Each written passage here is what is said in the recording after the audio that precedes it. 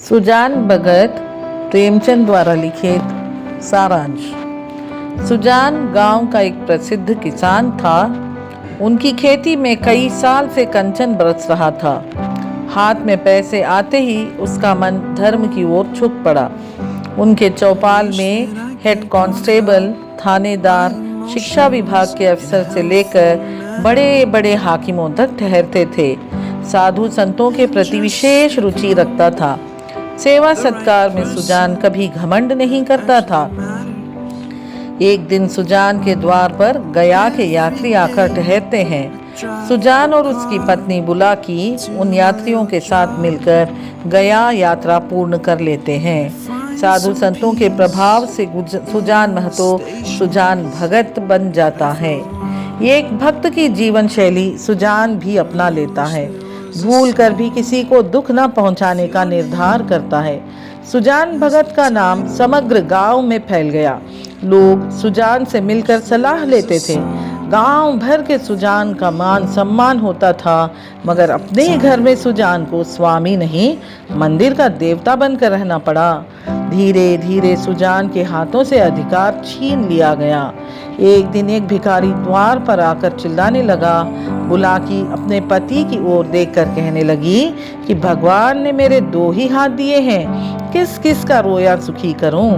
जब सुजान उस भिखारी को आटा देना चाहा, बुलाकी साफ नकार देती है। बुलाकी के कहने पर एक छबड़ी में जौ भरकर लेकर गया।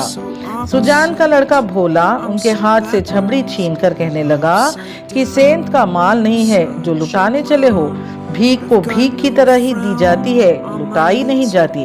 पुत्र के इस व्यवहार से उदास होकर वृक्ष के नीचे बैठकर अपने विचारों में सुजान मग्न हो गया। घर उन्हीं का था, सारी विभूतियां उसी के श्रम का फल था, पर अब उन पर सुजान का अधिकार नहीं रहा। अब वह द्वार का कुत्ता बन गया है जो रूखा सूखा खाकर अपना जीवन बिताना है। इस जीवन से सुजान ऊब गया और मन में ऐसे जीवन के लिए धिक्कार कहने लगा। सुजान का क्रोध बुलाकी पर था। वो अपने लड़कों के साथ मिली हुई थी। बुलाकी आकर भोजन करने के लिए जब सुजान से आग्रह करने लगी, तब सुजान ने कहा, मुझे खिलाकर दाने को क्यों खराब करोगी, रख दो, बेटे दूसरी बार खाएंगे, कहकर मन की अप्रसन्नता प्रकट की।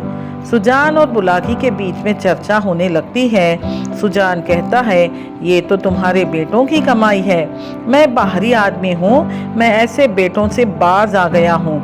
अगर ये मेरे बेटे होते तो क्या मेरी दुर्गति होती।